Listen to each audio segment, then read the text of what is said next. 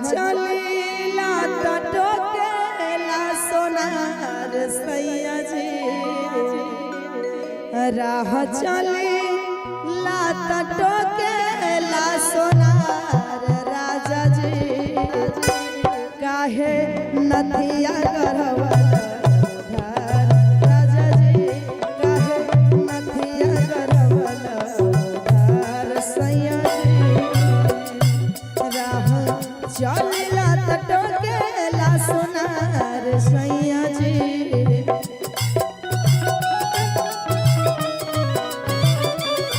राह चलिला टटोकेला सोनार सैया जी काहे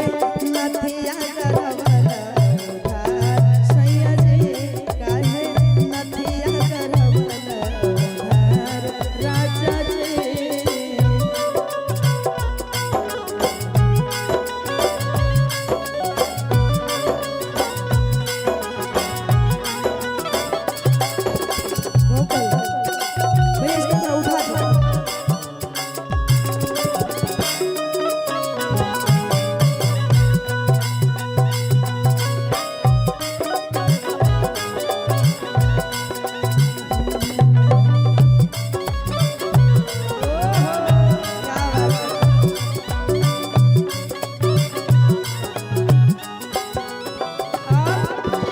चली धोके रहिया चाहे चली धोके गली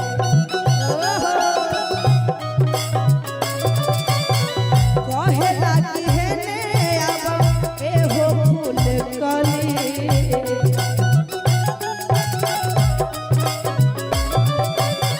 चली धोके रहिया चाहे चली धोके गली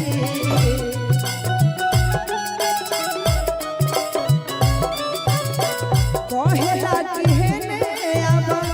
एहो फूल झड़ी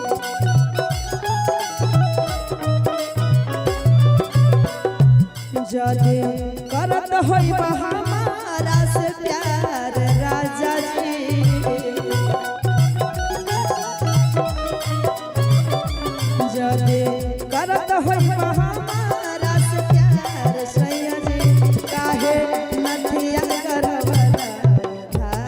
राजा जी काहे नथिया गरवल राजा जी क्या करते थे साजना तुम हमसे दूर रह गए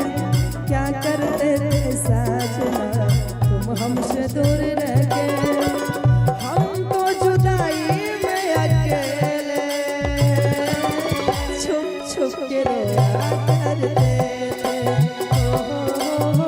छुप छुप के रोया करते थे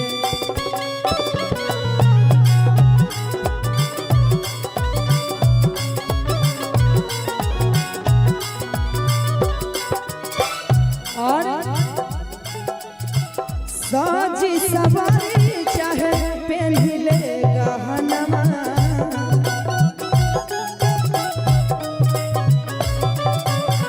पर जाला फीका जब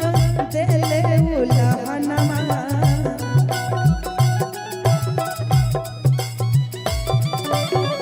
साजी सवारी जब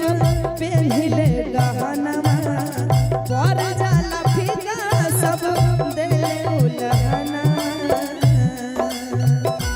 जदि करत होइबा हमनी से प्यार